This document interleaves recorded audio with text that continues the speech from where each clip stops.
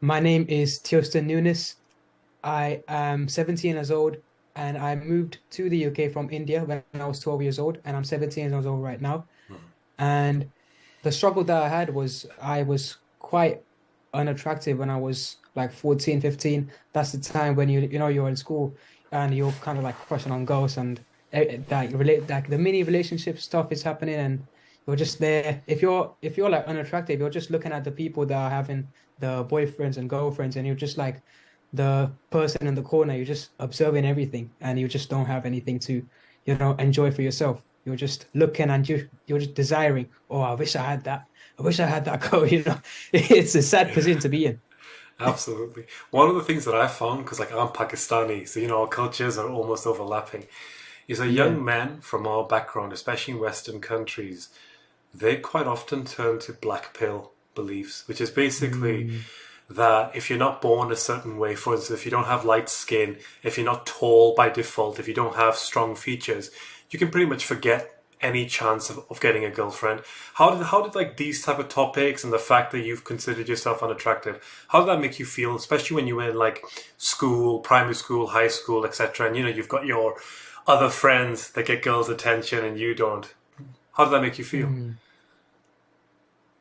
I'm gonna be honest, it made me feel like I'm not part of the tribe. It made me feel like I was like the outcast.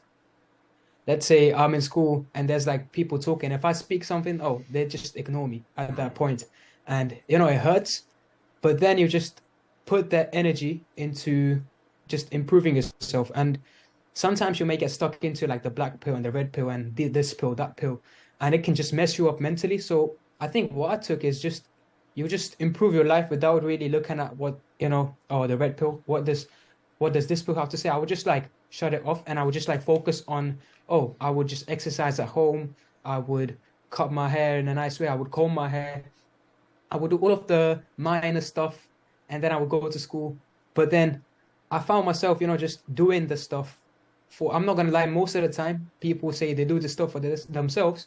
But for me, it was more like I want to be more attractive to girls. I want to be more attractive in general. I want to be able to have friends and, because if you're ugly and you're just in the corner, then no one really wants to speak to you because let's just be honest, no one wants to.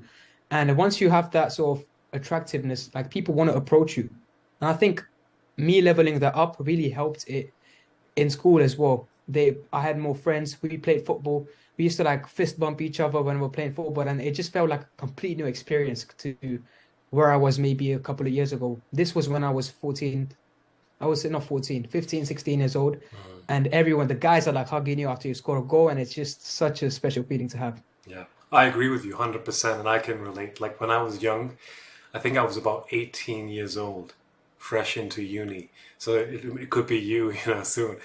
And I just knew that I Mm. was so unattractive. And literally, girls treated me like I was invisible. They just saw right through me. And I wish I could say that, I took charge because I wanted to be a strong man and I wanted to have a defined purpose. Bro, I literally started Mm. the gym just because I wanted a girlfriend. And it was what my brother, it's what made me get my brother in the gym because I realized like both of us are going to be kissless virgins like for the eternity of time. Because that's the type of shit you see when you're brown. You just literally see these cretins online commenting non-stop. Oh, I'm brown and all this advice is bullshit. I'm just going to I'm going to die alone forever. And I actually believed that at the Uh, time. And I want to share my screen now because your progress has been mm. insane. Talk me through this picture. When was this taken? Oh, it was 2019. Okay, so about 2019, probably. 4 years Yeah. ago, up to 4 years ago, right? So you were about, Yeah. what, 13, 14, 12? You can see from that picture I got like zero testosterone. uh, like, look at the hairstyle, yellow shirt. But the change from this to that is just incredible. Like, you've got chubby cheeks, and over here you've got like a chiseled jawline. You've actually got like dark features like all the way across. You've got like a little bit of a beard. Like that's amazing. And obviously this looks like a fucking model shoot. What was there something in particular, like in Adonis school, one thing that helped you go from Mm. this to like an absolute Chad? It wasn't something. external. I would Hmm. say it was something more internal. It was Hmm. the belief, because I think most people, they see themselves as an attractive, even when they are like attractive. Just because someone else tells them, "Oh, your nose looks really big," or "Your ears are like your ears are weird." I think it's just the belief that you have that speaks, right? You've seen the masculine frame Hmm. where you set the frame, and if you let other people set your frame, you're just setting yourself up for failure. So you set the frame, you go in the room, you think, yeah, I'm attractive, I'm attractive. It's not like an affirmation, but it's more like one. Like you just say, Hmm. okay, yeah, I'm attractive. You get the thought, oh no, but I have a big nose or something. Oh Hmm. no, but I'm attractive. It's just the mix between you improving yourself through practical things and your belief of your attractiveness. So in the first picture, I did not believe I was attractive at all. I used to There was a moment where I was in a computer science class Hmm. and there was a girl next to me, and just she used to just bully me. I'm not gonna lie. She used to Google or Indian man online, and you say, "Oh, that's your dad." Oh, And that was a painful moment for me. And yeah. they used to call me ugly or look at you. And then I just used to like you put my earphones in. I remember at that same age, Yeah. that's in that same picture. I used to put my earphones in. I wouldn't even listen to music. I would just put it in just I wanted her to shut up, man. But How did that I make you think feel then when she's showing you like this guy is your dad? Did you ever feel embarrassed because of your culture or the way you look? I think it's more about the stereotypes that made me Right. feel kind of embarrassed because if you look at a brown person, most of the time in the Western culture, oh, that's a scammer, man. Yeah, yeah. They'll just call him straight up scammer. Oh, that's a scammer. Yeah. So So, ah, you transitioned from this to this. What yeah. was the biggest change like when it came to girls? How did their attitude towards you differentiate between you Hmm. being bullied by them essentially to right now? Do you feel like they give you attention, or do you feel like you actually come Yeah, across as an attractive guy? Brilliant. How does that feel? definitely feels really rewarding that your work like throughout the years has paid off, and it just feels really you can see like if you've experienced both sides, you've been unattractive and now you're attractive. You can literally see the polarity between the two, and Hmm. you can measure the progress that you've made from now to when you were back in the day. Yeah. But I think ultimately, what the most important thing for me is it's not about how I've transitioned my looks. It's about how throughout that journey I've transitioned my sort of beliefs that I had about myself. And I think that literally shapes what you have in front of you right now. Like I'm the man right now because I've changed my beliefs and I'm attractive because of that. Yeah, 100% agree. It's something that I preach in my masculinity calls. There was one guy Mm, yesterday, I forgot his name, but I think he said he was 17 or 18 years old, and he asked me, how do I get more respect for myself? And I asked him just to be a little bit more specific, and basically he just found himself embarrassing. He couldn't think of one good thing about him. So I said, you need to journal every single thing that you hate about yourself. Every single thing, to the point like, I hate my big nose, I hate my hair, I hate my fingers, I hate my eyes. And then I want you to write mm, down, if you could perfect these things, right? If you could perfect your nose to be beautiful, what will the actual impact be to your trajectory? And then you'll realize 99% of the self hate that you have is total nonsense, is total BS. It's what society enforces onto you, like this girl mm, that was bullying you. It's not true. Just because someone says something doesn't mean that it's true. But like young children, young men, we're like a sponge. We absorb everything and we take criticism to heart, especially when you're not like a masculine man. And that's something that I struggle with a lot because me personally, I used to crave like girls' attention so much, like to the point it makes me cringe. Like I just wanted a girl just to be mine, as creepy as that sounds.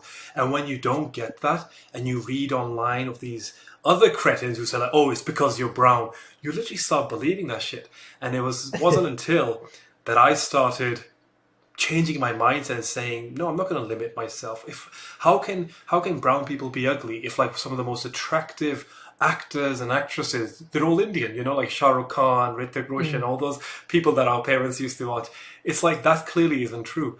And then it opened my eyes. that I was holding myself back. And when I started becoming more Mm. attractive, guess what happened? Like mentally as well, more dominant. Girls started paying attention to me. Let me ask you one thing. Last thing though. Imagine that there is a young Indian boy, Pakistani, from like our culture, the Yeah. South Asian. Imagine if there's a Mm. kid right now, maybe 12, 13 years old, who looks a bit like you in your before picture, and he's going through the same struggle that you went through. If you could give him Mm. like literally one insight, one thing that could really open his eyes, what would you say? I would say I would say don't listen to people around you who make you feel like shit. And at the same time, you need to limit your internet consumption, which is most likely leading you to, oh, how can I grow my wrist 1 inch bigger because it's too small? Or how can I grow a beard when I'm 13, 14? Like sometimes you have this insecurity of not having a beard at a certain age, or your wrist is smaller because especially as brown men, bro, us we have like small bones, and it's right. Vitamin D So I think deficiency. yeah.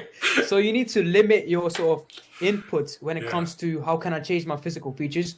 And most importantly, you need to focus on what you can control. I think the most important thing is to cut, like, there needs to be a separation of things that you can control and you can't control. And 0% of your attention needs to go to the things that you can't control. And 100% just Oh push on yeah. the things that you can control. Yeah. Literally, go to the gym. Who cares if, oh, I have genetics? Who gives a shit? Just improve how you got. And I think everybody is like literally a gift. And if you can't see your body at its maximum sort of capacity of living, then you're just selling yourself short. So work on your body. Uh, like groom your hair. Like do all of this minor stuff of just cutting down the hair here, the weird neck hair you get. Yeah. Just cut it down and focus on just improving yourself as a person, like all around, just like mentally, everything, not just physically, because I think this is just a perception. No, like the girl you're gonna be attracting is gonna be attracted to this, but what if the inside you is full of shit?